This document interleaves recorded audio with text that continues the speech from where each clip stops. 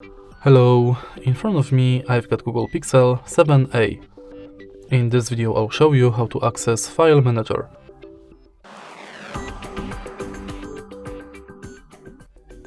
In the beginning, let's go to App Drawer and search for Files app.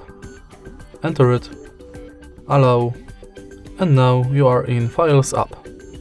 Thanks to File Manager, you've got access to your recent files, downloads, images, videos, audio, documents and others, apps, collections, and storage devices. Then you can use Nearby Share function to send and receive files, and Clean function to clean junk files from your smartphone.